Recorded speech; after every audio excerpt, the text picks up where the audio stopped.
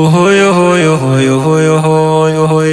Oburra dhugumaan barshee kan badhaate sheekan biitti dhabdee isaaniif darraate Rabbiin si jarroomse ati isaan harkatte laata hagam takkaanii maatana beeyte tola Rabbiin guddaan arjoomee siif laate homiin sirraa qaba waan sammuu na nyaate Oburra mee maaluma taate sheekan urjii argatte maaliif laaftuun laalte